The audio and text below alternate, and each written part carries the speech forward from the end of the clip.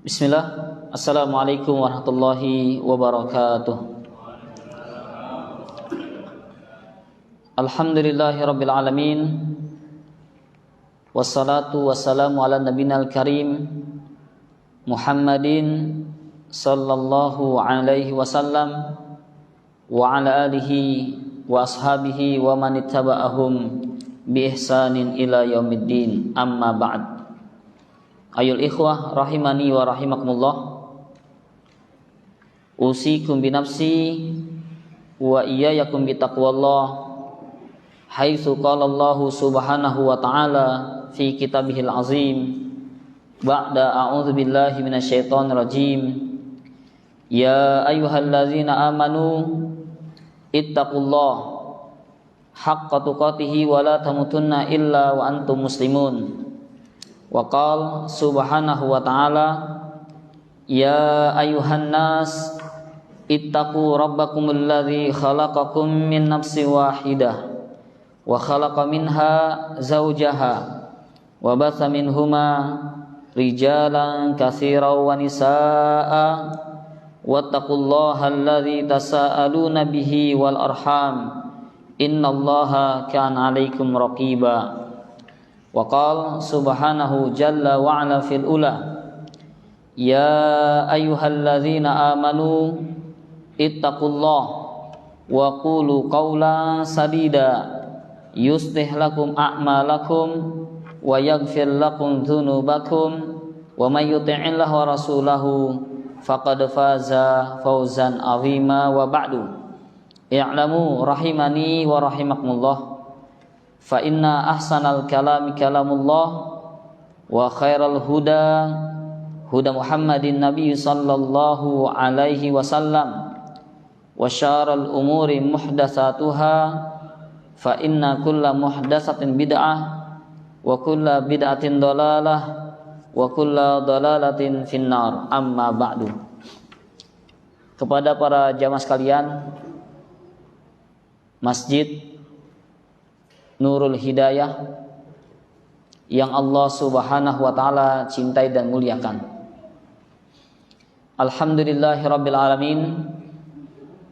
Tentunya marilah kita untuk senantiasa selalu mensyukuri berbagai macam nikmat Allah subhanahu wa ta'ala yang Allah telah berikan kepada kita sekalian. Tentunya nikmat yang paling besar yang Allah berikan kepada kita yakni nikmat iman dan Islam, dan hanya orang-orang yang tertentu saja yang Allah berikan nikmat yang besar ini, yakni nikmat iman wal Islam. Kemudian salawat dan salam semoga senantiasa selalu tercurahkan kepada Nabiul Mustafa Sayyiduna wa Maulana Muhammad sallallahu alaihi wasallam, di mana beliau adalah sebagai uswatun hasanah kita. Beliau adalah Sayyidul Mursalin, pemimpinnya, penghulunya para nabi dan rasul, salawatullahi wasalamuhu alaihi. Ma'asyiral muslimin azanallahu wa iyyakum jami'an. Di kesempatan yang berbahagia ini kita akan mencoba membahas kajian tematik yang berjudul Menggapai Hidayah. Sebagaimana di muqaddimah telah saya sampaikan bahwasannya nikmat yang paling besar yang Allah berikan kepada kita adalah nikmat al-iman wal Islam, yakni hidayatut taufiq. Karena hidayah ini jauh lebih berharga daripada mutiara. Karena hidayah ini lebih bernilai daripada intan dan permata. Bahkan hidayah ini bukanlah warisan para nabi dan rasul. Kalau sekiranya hidayah taufik yang Allah berikan kepada kita ini merupakan warisan para nabi dan rasul, maka keluarga mereka lebih utama untuk mendapatkan hidayah. Namun apa? Ternyata di sana ada istri Nabi yang tidak mendapatkan hidayah. Sebut saja misalkan yakni istri Nabi Nuh dan Nabi Lut yang Allah kisahkan dalam surat At-Tahrim. Daraballahu mathalan lil ladzina kafaru imra'ata Nuhi wa imra'ata Lut. Sesungguhnya istri Nabi Nuh dan juga istri Nabi Lut ini adalah dua sosok wanita yang kafirah, yang kafir, yang tidak beriman kepada Allah dan Rasulnya. Bahkan bukan hanya istri, ada anaknya Nabi Nuh juga yang bernama Kan'an. Dia pun tidak beriman kepada ayahnya. Begitu juga ada seorang nabi yang ayahnya kafir, tidak beriman kepada Allah dan Rasulnya, yakni ayah Nabi Ibrahim alaihissalam. Nabi Ibrahim sebagai Abul Anbiya wal Mursalin, sebagai Khalilullah yang menegakkan kalimat tauhid, namun memiliki seorang bapak sebagai produsen patung dan berhala, tidak mendapatkan hidayah. Begitu juga mungkin yang sering kita dengar, yakni paman Rasulullah sallallahu alaihi wasallam yang semasa hidupnya beliau adalah sebagai bemper, sebagai front pembela Rasulullah. Mungkin kalau disingkat apa Pak? FRR ya, FPR, front pembela Rasulullah. Ya, di masa hidup beliau menjadi tameng. Ya. Namun di akhir hayatnya, ketika Rasulullah mendakwahkan beliau, yang Nabi katakan, "Qul ya ammi," katakanlah wahai pamanku, la ilaha illallah, yakni kalimat yang sangat agung, kalimat yang sangat mulia. La ilaha illallah, tidak ada ilah yang berhak untuk disembah dengan benar kecuali Allah. Yang Nabi katakan, kalimatun uhaju bika indallah, sebuah kalimat yang jika engkau mengucapkannya, aku akan berhujjah di hadapan Allah untuk menolongmu. Namun fa'aba ayyakul, namun ternyata di akhir hayat Abu Thalib tidak mau ataupun enggan mengucapkan kalimat la ilaha illallah. Maka beliau pun wafat ataupun meninggal dalam keadaan musyrik. Ma'asyiral muslimin azanallahu wa iyyakum jami'an. Maka hidayah bukan warisan para nabi dan rasul. Hidayah juga bukan pula sesuatu yang bisa diperjualbelikan. Bapak nggak dapat nyari hidayah di toko-toko besi, nggak ada yang jual. Kalaupun mau nanya, Pak ada hidayah nggak Pak? Gitu ya. Hidayah merek apaan tuh gitu ya? Itu kunci Inggris apa kunci Thailand gitu ya? Nggak ada hidayah di toko besi, dan nggak ada juga di pasar swalayan. Ya, hidayah bukan warisan para nabi dan rasul, dan bukan sesuatu yang bisa diperjualbelikan. Tetapi hidayah adalah milik Allah subhanahu wa ta'ala. Allah zat yang maha tahu siapa saja yang berhak dan pantas untuk menerima hidayah yang mulia ini, hidayah yang sangat agung ini, yakni hidayatul iman wal islam. Oleh karena itu, ketika Rasulullah nangis melihat pamannya wafat dalam keadaan kekufuran di atas agama nenek moyangnya, maka Nabi menangis. Nabi memintakan ampun kepada Allah. Maka Allah tegur, yakni dalam surat At-Taubah ayat 113, "Makana linnabiyyi walladzina amanu ayyastaghfiru lil musyrikin." Apa kata Allah ketika Rasulullah memohonkan ampun untuk pamannya yang wafat dalam keadaan kekufuran, dalam keadaan musyrik, berada di atas agama nenek moyangnya. Maka kata Allah, "Makana lin nabiyyi," enggak pantas bagi seorang nabi, walladzina amanu, dan juga bagi orang-orang yang beriman. Untuk apa? Ayyastaghfiru lil musyrikin, untuk memohonkan ampun buat orang-orang musyrik. Jadi orang musyrik enggak bisa kita mintakan ampun untuk mereka, percuma, enggak diterima. Kalau masih hidup, kita doakan hadahullah, semoga Allah memberikan hidayah, bukan dimintakan ampun. Ya, sampai-sampai Allah katakan, innaka la tahdi man ahbabta.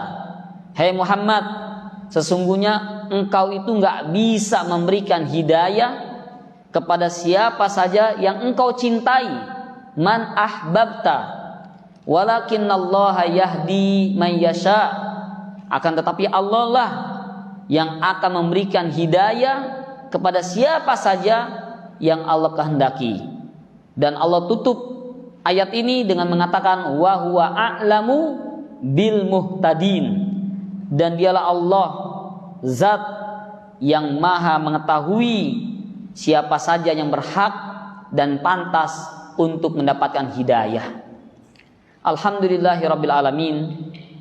Kita anak Nabi bukan, saudara bukan, keponakan bukan, tetapi Allah berikan hidayah. Dan tentunya kita harus bersyukur lagi setelah kepada Allah, kemudian kepada kedua orang tua kita. Karena sebab kita mendapatkan hidayah dari Allah, salah satunya karena apa? Kedua orang tua kita yang mereka keduanya dalam keadaan muslim. Disebutkan dalam hadis yang sahih dari Al-Imam Muslim, Nabi bersabda, kullu mauludin yuladu 'alal fitrah. Sesungguhnya setiap bayi yang dilahirkan di atas muka bumi ini semuanya dalam keadaan fitrah, yakni dalam keadaan Islam. Hatta bayi-bayi orang kafir, selama mereka belum balik. Kullu mauludin yuladu 'alal fitrah. Setiap bayi siapa saja yang dilahirkan di atas muka bumi ini dalam keadaan fitrah, bersih, suci, dalam keadaan Islam maksudnya. Fa'abawahu yuhawidanihi. Maka kedua orang tua inilah yang menjadikan anak tersebut seorang Yahudi, au yunasiranihi, atau menjadikan anak ini seorang Nasrani, au yumajisanihi, atau dijadikan anak ini sebagai orang Majusi, ateis.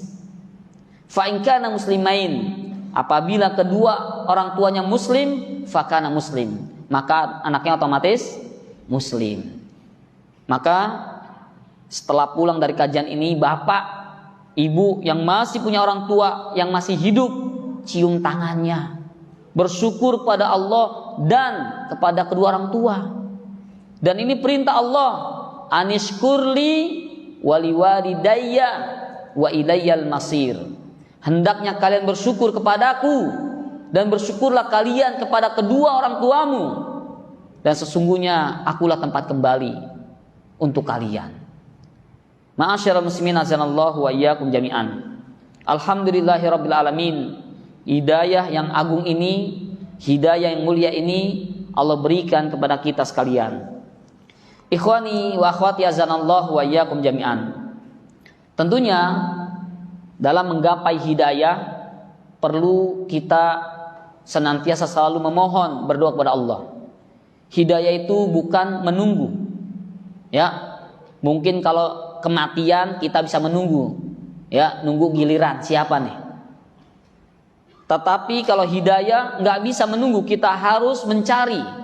Untuk menggapai hidayah maka mencari, at-talabu, kita minta, memohon, berdoa kepada Allah agar Allah berikan taufik dan hidayah kepada kita sekalian. Oleh karena itu, kita hampir sehari semalam kurang lebih 17 kali kita memohon petunjuk pada Allah. Dalam surat Al-Fatihah ayat yang ke-6 kita sering baca, a'udzubillahi minasyaitonirrajim, ihdinas siratal mustaqim. Ihdina, ya Allah tunjukilah kami. Ihdina, ya Allah berikanlah kami hidayah. As-siratal mustaqim, yakni kepada jalan yang lurus. Siratal mustaqim, yakni jalannya Rasulullah sallallahu alaihi wasallam dan para sahabatnya, diwakili dengan Abu Bakar dan Umar radhiyallahu taala anhuma. Ikhwani azanallahu wa iyyakum jami'an. Maka di antara salah satu untuk menggapai hidayah, minta dan berdoa kepada Allah agar Allah tetapkan hidayah kepada kita hingga akhir hayat. Boleh saat ini kita rajin ibadah, sholat, baca Quran dan yang lainnya, cuman kita nggak ngerti nih, di akhir hayat kita bisa nggak kita mempertahankan hidayah yang mulia ini? Ya, karena Nabi katakan innamal a'malu bil khawatim, rawahul Bukhari. Sesungguhnya seseorang itu baik buruknya lihatlah di akhir hayatnya. Bapak jangan lihat saya saat ini, belum tentu nanti matinya seperti apa.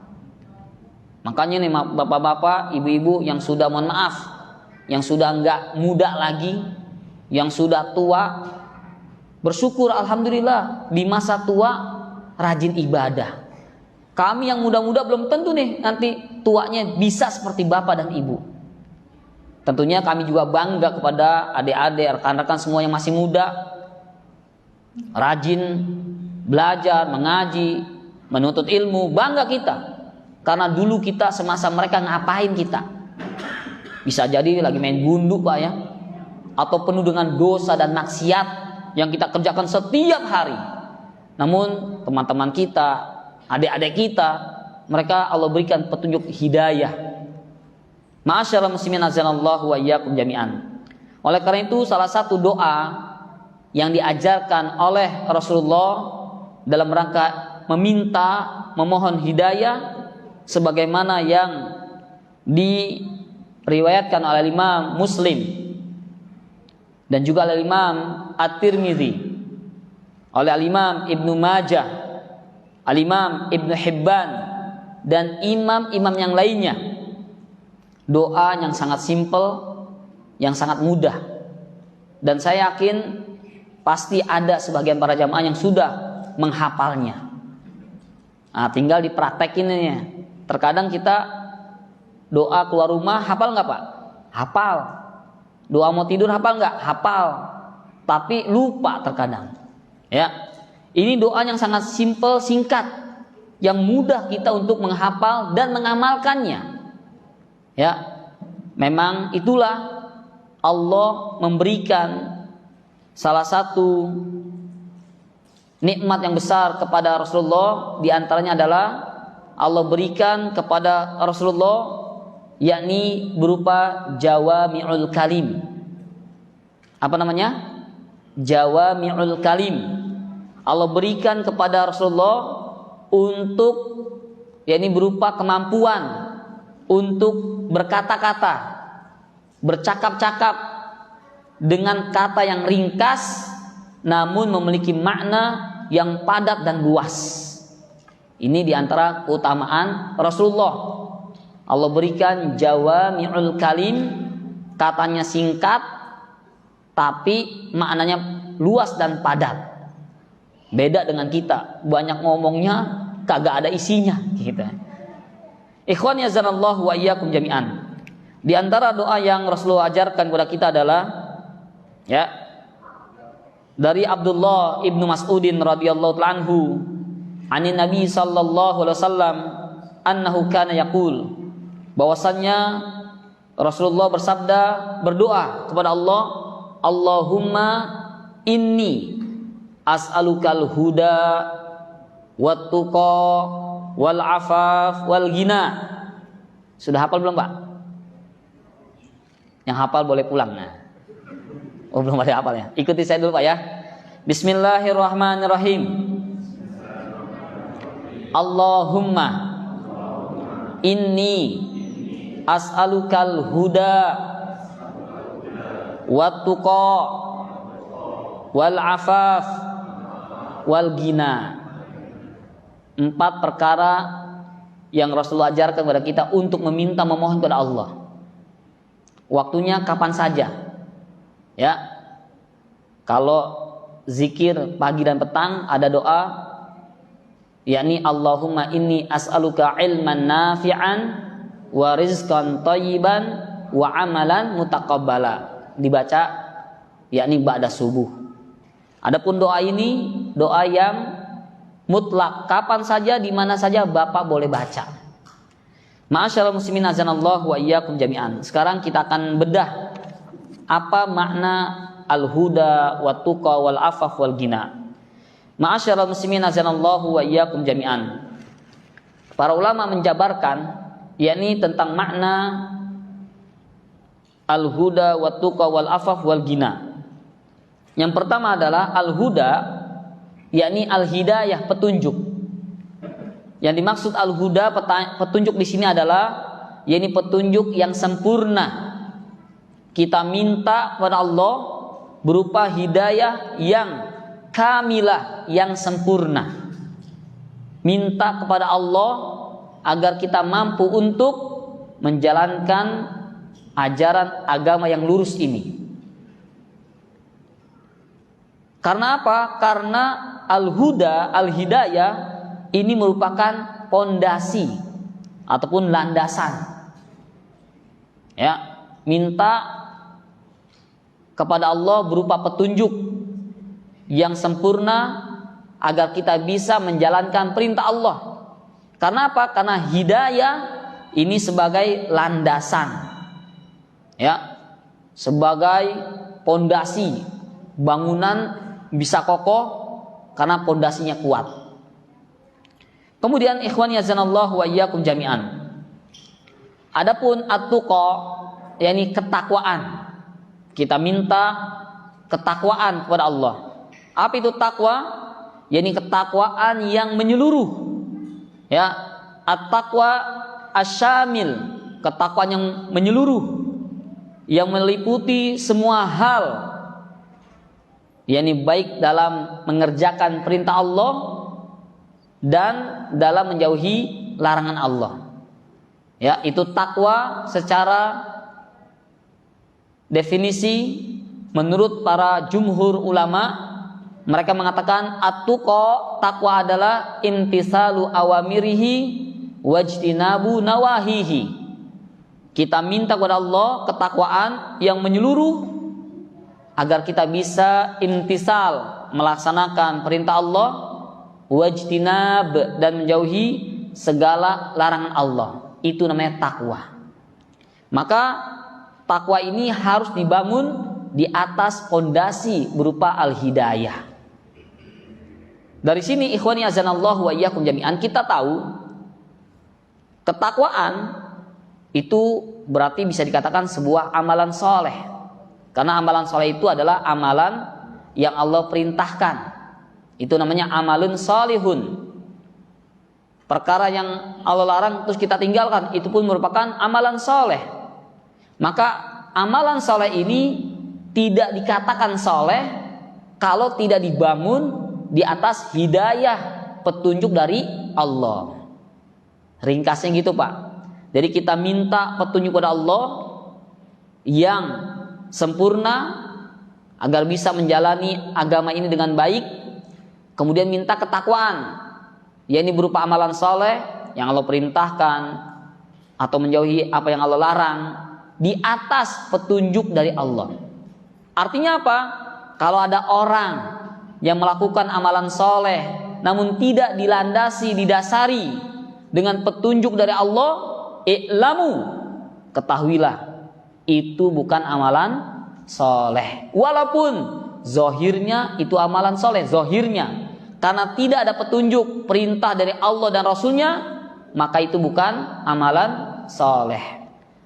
Tentunya hal ini disampaikan oleh a'immatul huda, yakni al-imam Asy-Syaikh Thalaq bin Habib. Ya, beliau pernah mengatakan at-taqwa huwa, takwa adalah yakni an ta'mala bi ta'atillah, engkau mengerjakan amalan itu karena ketaatan kepada Allah, bukan karena dipaksa, bukan karena ada orang di sekitar kita ingin dipuji, disanjung, bukan. An ta'mala bi ta'atillah, engkau mengamalkan, melaksanakan itu berdasarkan ketaatan kepada Allah.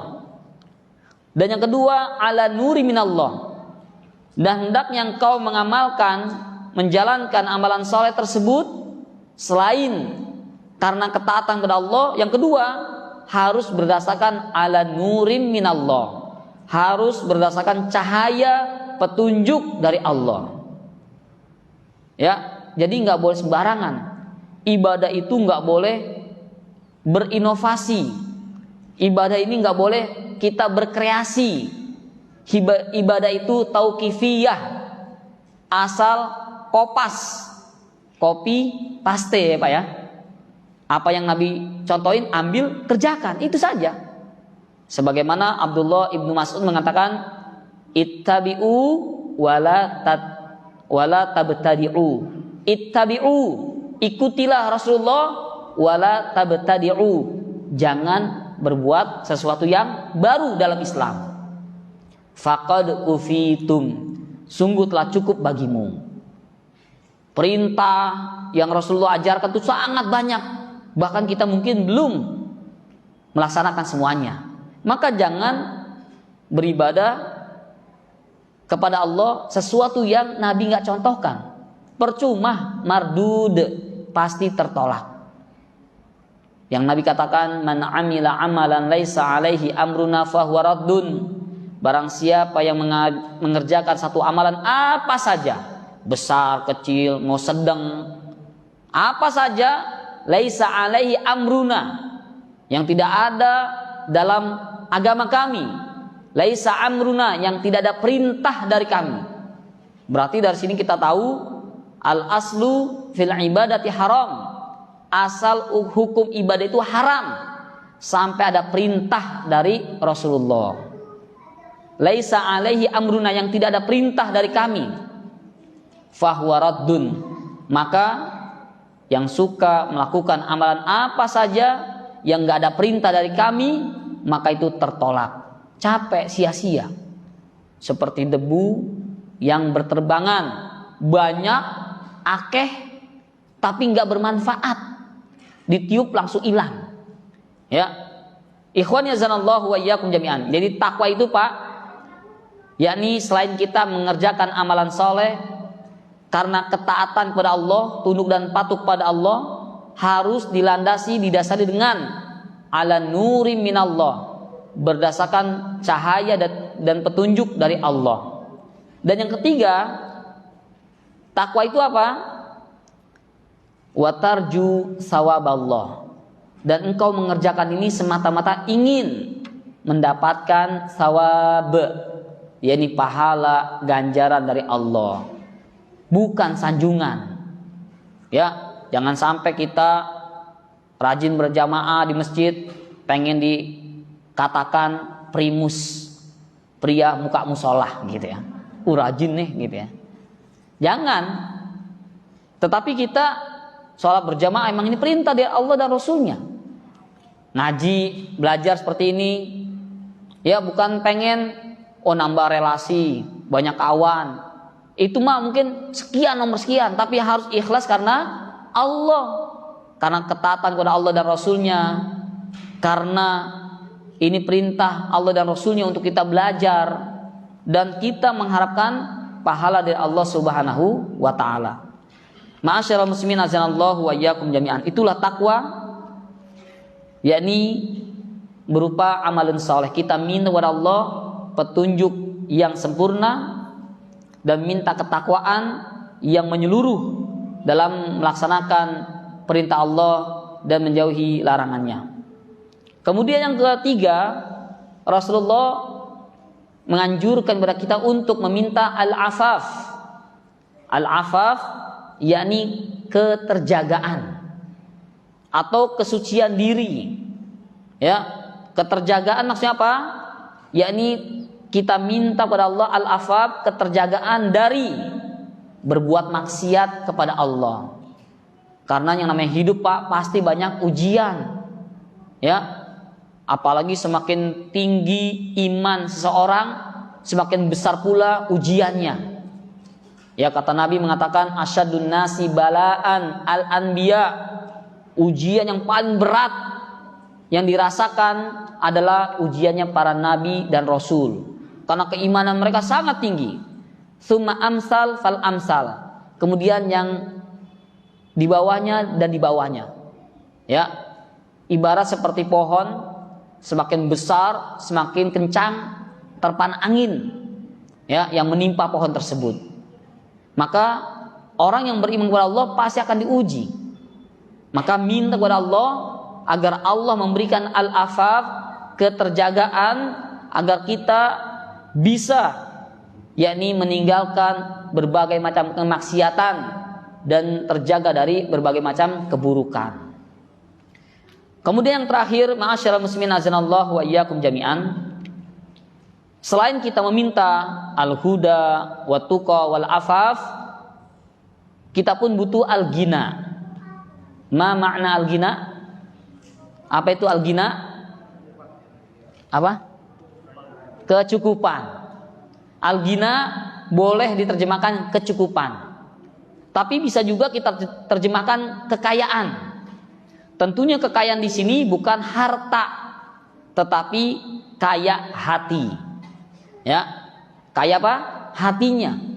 Maka Bapak kalau ingin mencari jodoh, cari nih, buat putrinya, jangan buat Bapak lagi ya. Tapi kalau mau buat Bapak lagi boleh juga. Ya, cari calon menantu nih, lihat hatinya, ya, harta dan propertinya gitu ya. Kaya juga nih berarti ya. Jadi al-ghina yang dimaksud adalah kalau diterjemahkan kekayaan, ya, yakni kaya hati. Karena Nabi katakan laisal ghina'u bikasratil ard walakinal ghina'un nafsi. Bukanlah orang yang kaya itu orang yang memiliki perbendaharaan apa saja, kendaraan, rumah, kantor, properti yang lainnya, tidak. Tetapi kata Nabi, yakni al-ghina pada hakikatnya adalah kekayaan ghinaun nafsi, yakni kaya hati. Kalau orang sudah hatinya kaya, maka apapun yang Allah berikan kepadanya akan terasa cukup. Ya, Allah memberikan kepada kita ini sesuatu yang kita butuhkan, bukan setiap yang kita inginkan. Catat Pak ya, Allah memberikan kepada kita itu sesuatu yang kita butuhkan, bukan sesuatu yang kita inginkan. Kita kan keinginannya banyak, pengen punya ini, punya itu, tidak. Tetapi Allah yang memberikan kepada kita sesuatu yang dibutuhkan oleh kita. Makanya apa yang Allah berikan pasti cukup. Lalu yang membuat tidak cukup apa? Gaya hidup. Ya, Allah memberikan pasti cukup. Gak ada orang tuh mati kelaparan tuh. Ada di Cipondo pernah dengar orang mati kelaparan Pak? Gak ada. Bahkan di Jakarta kemarin ibu saya cerita, orang ngantri tuh, diundang sama Pak RT, Pak Lurah, ngantri, udah ngantri banyak pinggir jalan raya. Pas nyampe cuman nasi doang, nyesel gue katanya, ngantri cuman kalau gini mah di rumah juga ada gitu. Itu orang miskin ngomong gitu tuh. Subhanallah. Artinya apa? Nggak ada orang yang miskin mati kelaparan tuh, nggak ada. Ya, ikhwan yazanallahu wa iyyakum jami'an. Intinya adalah meminta kepada Allah al-ghina, yakni kekayaan hati. Yakni apa? Hanya bergantung kepada Allah, merasa cukup hanya kepada Allah, berharap hanya pada Allah, bukan bergantung berharap kepada manusia. Siapa saja yang berharap kepada manusia pasti kecewa. Ya, dengarkan kata-kata saya ini, siapa saja yang berharap bergantung pada manusia pasti kecewa. Karena apa? Karena manusia itu ada keterbatasan. Mungkin hari ini kita minjem duit sama teman, minjem duit dong. Berapa? Cepet aja lah, 100.000, kasih. Besok minjem lagi, kemarin aja belum diganti. Wah penting nih, tolong deh, anak saya lagi sakit. Berapa? 200, kasih. Mungkin sekali 2 kali kita bisa, yang ketiga kali 4L. Lo lagi gitu ya. Orang ada keterbatasan, bosen. Yang dibantu bukan antum doang, banyak yang lain yang butuh. Tapi kalau Allah, semakin kita sering meminta, memohon padanya, Allah semakin senang, bahagia. Bahkan Allah benci kepada orang yang gak pernah minta, berdoa kepada Allah. Itu bedanya makhluk dengan sang Khalik. Kalau makhluk kita mintain sekali 2 kali mungkin bisa, kalau sering marah, ya bosen, gak mau bantu. Kalau Allah semakin diminta semakin senang. Karena apa? Karena orang yang meminta itu dia adalah rendah, zullun, hina di hadapan yang dia minta. Memang kita disuruh oleh Allah untuk memohon kepada Allah dalam keadaan tadarruan, ya, khusyuk, dalam keadaan merendahkan diri, ya. Nggak ada orang-orang minta-minta yang petatang-petenteng, ya. Woi, minta nggak? Oh gitu ya. Pengemis tuh masang wajah melas, kesian gitu Pak ya. Kalau yang mintanya galak, preman, tukang palak ya. Ikhwan yazanallahu wa iyyakum jami'an. Dari hadis ini kata Syekh Abdurrahman bin Nasir As-Sa'di rahimahullah taala rahmatan wasi'ah, salah satu mufassir kontemporer saat ini. Beliau punya kitab tafsir namanya Karimur Rahman. 1 jilid tapi agak tebel. Ya. Beliau mengatakan doa ini adalah doa yang mengumpulkan, yakni kebaikan dunia dan akhirat. Selama ini kan kita tahu doa yang mengumpulkan dunia dan akhirat, yaitu doa Rabbana atina fid dunya hasanah wa fil akhirati hasanah wa qina azabannar, yang kita kenal dengan doa sapu jagat. Betul ya? Ternyata di sana ada doa yang mengumpulkan kebaikan dunia dan akhirat. Doa ini, Allahumma inni as'alukal huda wat tuqa. Ya Allah, aku memohon kepadamu berupa petunjuk, hidayah dan ketakwaan agar Allah mudahkan kita untuk beramal soleh. Wal afaf, minta kesucian diri untuk tidak meminta-minta pada manusia. Minta keterjagaan diri agar tidak bermaksiat kepada Allah, agar terhindar dari berbagai macam keburukan yang menimpa diri kita. Ini masalah dunia. Kemudian yang keempat, wal ghina, minta ketercukupan. Minta hidayah, minta ketakwaan, itu akhirat. Al afaf wal ghina dunia. Ma'asyiral muslimin azanallahu wa iyyakum jami'an. Maka Bapak dan Ibu sekalian, jangan lupa baca doa yang Nabi ajarkan. Ma'asyiral muslimin azanallahu wa iyyakum jami'an. Berapa menit lagi salat Isya? 5 menit lagi. Azan. Iya. Nah, di antara ini yang sebelum kita tutup Pak ya, sebelum azan ini, di antara agar mendapatkan, yang kedua di antara kiat agar mendapatkan hidayah, yakni doa keluar rumah. Ya, tadi kan saya sudah katakan, saya yakin Bapak sudah hafal nih doa keluar rumah. Gimana bunyinya? Bismillahi tawakkaltu 'alallahi la haula wala quwata illa billah. Dengan menyebut nama Allah, aku berserah diri, bertawakal hanya kepada Allah yang tidak ada daya dan upaya kecuali milik Allah. Disebutkan dalam hadis yang sahih, yakni dari Al-Imam Abi Dawud, Al-Imam At-Tirmizi, dari sahabat yang mulia Anas bin Malik bahwasannya Rasulullah sallallahu alaihi wasallam bersabda, "Idza kharajar rajulu," apabila seorang laki-laki kharaja keluar min baitihi dari rumahnya. Faqala, kemudian dia mengucapkan, "Bismillahi tawakkaltu 'alallahi la haula wala quwata illa billah." Maka kata Nabi, yuqalu hina idzin, maka pada saat itu, yuqalu hina idzin, maka pada waktu itu, hudita, kamu telah diberikan petunjuk oleh Allah. Petunjuk hidayah. Kalau dia seorang pelajar, Allah akan berikan petunjuk agar mendapatkan ilmu yang bermanfaat. Kalau dia seorang pedagang, maka Allah akan berikan petunjuk agar mendapatkan rizki yang halalan thayyiban mubarakan fih. Cara mencarinya, cara mendapatkannya, dan barangnya yang halal, bukan yang haram. Kalau dia seorang ahli ibadah, Allah berikan petunjuk padanya agar ibadahnya diterima oleh Allah. Artinya apa? Berarti ibadahnya sesuai dengan apa yang Allah dan Rasulnya perintahkan. Cukup membaca doa Bismillahi tawakkaltu 'alallahi la haula wala quwata illa billah.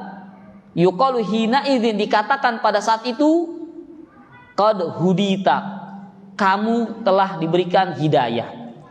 Bukan hanya hidayah, wa kufita, Allah berikan kepadamu al-kafaf, kecukupan. Bukan hanya itu, yang ketiga, wa wuqita, Allah berikan kepadamu al-wiqayah, penjagaan, perlindungan dari Allah.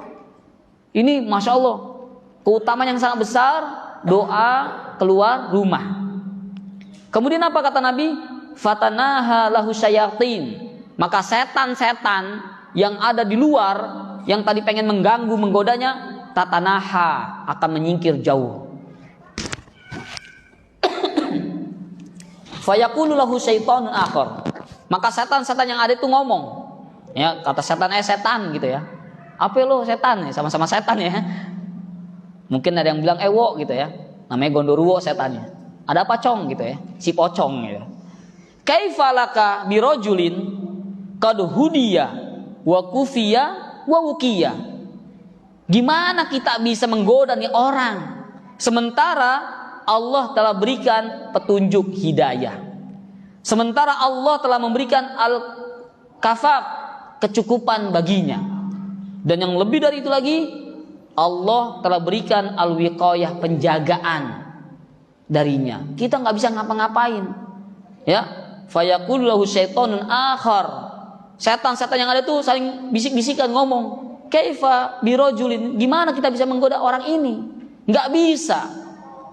Nah, di antara cara mendapatkan hidayah dari Allah, menggapai hidayah dari Allah, jangan lupa ketika keluar dari rumah baca doa. Ikhwani azanallahu wa iyyakum jami'an. Nanti di sesi terakhir saya akan menceritakan tentang betapa berharganya, bernilainya hidayah. Karena ada orang di kalangan para sahabat hidup bersama Rasulullah, berperang jihad bersama Rasulullah, bahkan seorang dai, seorang yang zahid, ahli ibadah, ahli saum, namun di akhir hayatnya mati dalam keadaan murtad. Itu sekelas para sahabat ya. Ada di antara mereka. Insya Allah nanti kita akan kisahkan setelah pesan-pesan berikut ini, Pak. Azan dulu insya Allah taala. Aqulu qouli hadza wa astaghfirullah li wa lakum wa lisairil muslimin fastaghfiruhu innahu huwal ghafurur rahim. Wassalamualaikum warahmatullahi wabarakatuh. Alhamdulillahirabbil alamin. Wa bihi nasta'inu ala umuri dunya waddin. Wassalatu wassalamu ala nabiyil karim Muhammadin sallallahu alaihi wasallam wa ala alihi wa sahbihi ajmain, amma ba'd.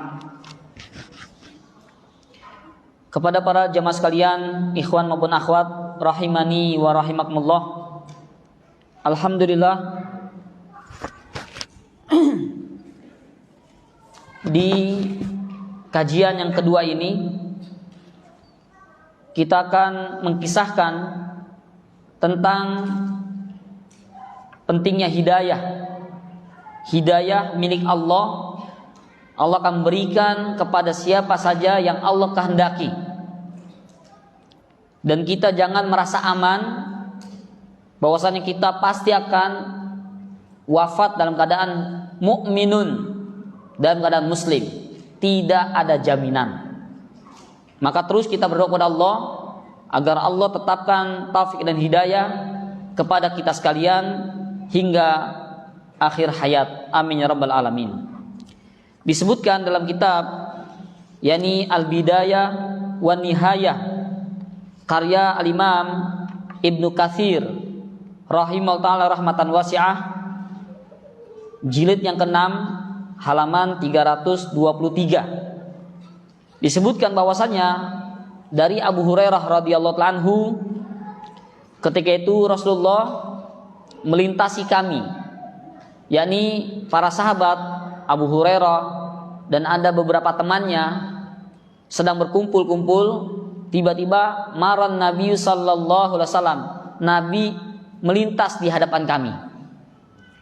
Kemudian Nabi pun mengatakan, ya, kata Nabi, inna bainakum rajulun, sesungguhnya ada di antara kalian, yakni di tengah-tengah kalian ada seorang laki-laki yang adrasuhu mislu uhudin finnar.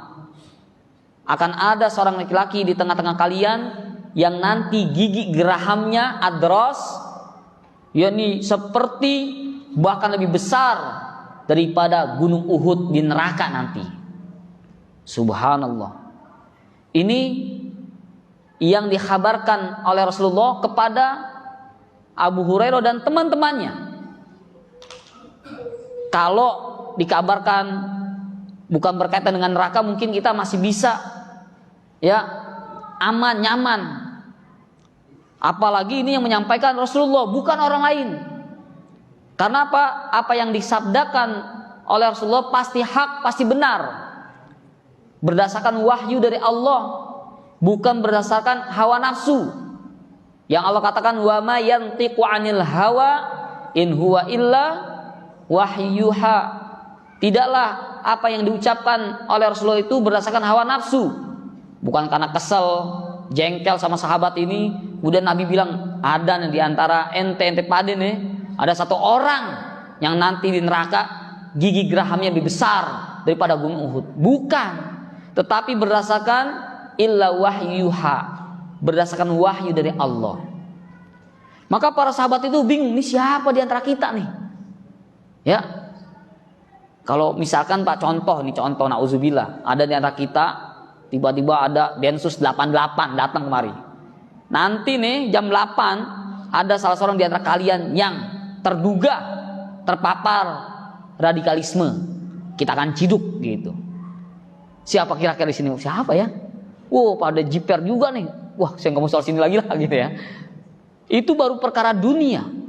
Ini perkara akhirat yang mengabarkan Rasulullah pasti benar. Wa huwa shadiqul masduq. Rasulullah orang yang benar dan dibenarkan. Maka berjalannya waktu, hari demi hari silih berganti, ya, bulan demi bulan terus berjalan. Ternyata dari teman-teman Abu Hurairah yang ngumpul itu satu persatu wafat, dan mereka semuanya dalam keadaan husnul khotimah. Yang satu meninggal karena berperang di jalan Allah, jihad fi sabilillah. Yang satu lagi meninggal lagi beramal soleh. Terus satu persatu meninggal dunia, dan disaksikan oleh Abu Hurairah dan para sahabatnya. Sisa 2 orang yang belum meninggal, yang bernama Abu Hurairah radhiyallahu anhu, yang nama aslinya adalah Abdurrahman bin Sakhrin. Dan ada satu lagi sahabat yang bernama Ar-Rajal bin Unfuwah. Siapa namanya Pak? Ar-Rajal bin Unfuwah dari Bani Hanifah. Dan Ar-Rajal bin Unfuwah ini orang yang semasa hidupnya itu orang yang berperang bersama Rasulullah, orang yang zahid, zuhud, miskin, Ya, dia cinta dengan akhirat daripada dunia. Shawam, ahli saum, ahli puasa, ya, ahli ibadah, ahli Quran, hafal Quran ini. Dan dia seorang dai ilallah. Subhanallah. Ini Abu Hurairah jiper dia. Ngedon mentalnya, ya Allah, ini siapa nih? Ini semua yang lain pada meninggal, cuman dia orang sisa. Masa saya gitu ya, kata Abu Hurairah. Masa dia? Lah dari segi ibadahnya, waduh, saya nggak ada apa-apanya nih. Bingung Abu Hurairah. Masya Allah. Akhirnya setelah wafatnya Rasulullah Sallallahu Alaihi Wasallam, itu Abu Hurairah masih terngiang-ngiang di kepalanya, akan ada di antara kalian, yakni satu orang yang nanti gigi geraham itu lebih besar daripada gunung Uhud di neraka. Gitu. Bapak tahu gunung Uhud? Ada yang pernah naik ke sana daki, Pak? Ya, gunung Uhud itu, nih kalau anggun, anak gunung harus tahu nih, wajib ini ya. Alhamdulillah saya tahun 2017 pernah mendaki gunung Uhud, alhamdulillah, biidznillah ta'ala. Jadi gunung Uhud itu panjangnya 7 kilo, lebarnya 3 kilo, tingginya MDPL istilahnya Pak ya, itu 1077 meter. Kalau daki ya kurang lebih 1,5 jam lah. Kalau nggak pakai istirahat sejam, ya. Tapi berat banget itu, masya Allah. Beda sama gunung-gunung yang di Indonesia, adem, nyaman, dingin. Di sana udah batunya cadas, tajam, panas lagi, berduri. Saya kebetulan lagi daki pakai sendal jepit, nancep itu duri ya, masya Allah. Ini saya berpikir gimana para sahabat dahulu mereka berperang ya, berat masya. Nah nanti akan ada orang-orang kafir yang gigi gerahnya lebih besar daripada gunung Uhud.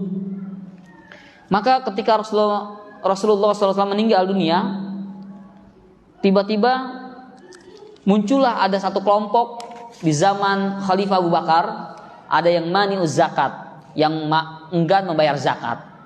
Kemudian di zaman Abu Bakar juga ketika menjabat sebagai khalifah, ada nabi palsu yang bernama siapa? Musailamah al-Kadzab. Nah, disitulah kisahnya. Jadi ketika muncul nabi palsu Musailamah al-Kadzab dari negeri Yamamah, maka ketika itu Abu Bakar mengumpulkan pasukan ingin memeranginya. Ya. Namun Ar-Rajal bin Unfuah datang kepada Abu Bakar, ya Abu Bakrin, arsilni ilaihi, tolong utus saya kepadanya. Saya ingin berdakwah, saya ingin nasihatin dia, gitu. Minta utus saya lah, tenang, cincailah, gitu ya. Pokoknya saya akan dakwahkan. Ini hati-hati nih Pak, ya, jangan minta-minta jabatan. Nabi melarang kepada Abdurrahman bin Samurah, la tas'alil imarah, jangan minta jabatan. Orang yang minta jabatan kemudian dia terpilih, maka seluruh perkaranya wukila ilaihi, akan diserahkan kepadanya tanpa bantuan dari Allah. Tapi kalau ada orang yang diminta kesediaannya, ditunjuk oleh kaum muslimin, bukan karena meminta, bukan karena nyalon, maka akan bantu semua perkaranya. Ar-Rajal bin Unfuah, dia menawarkan diri, udah utus saya aja lah sebagai dai, saya akan nasihatin tuh Musailamah al-Kadzab, kata dia. Karena Abu Bakar tahu emang di masa Rasulullah dia sebagai dai, diutus tuh sama beberapa sahabat pasukan. Nyampe sana diskusi, berdebat, kalah gitu. Karena Musailamah al-Kadzab ini jago bahasa Arab dan dia memiliki pengikut bukan 100, 200, 40 ribu pasukan. Punya pengikutnya 40 ribu Pak. Ribuan ini masya Allah. Sampai Ar-Rajal bin Unfuah bingung, masya Allah. Ini kalau nabi palsu kok banyak banget pengikutnya. Jangan terkecoh dengan banyaknya orang yang melakukan suatu perbuatan itu benar enggak? Seperti tadi nih, Ar-Rajal bin Unfuah tertipu dengan banyaknya pengikut Musailamah al-Kadzab. Akhirnya debat kalah.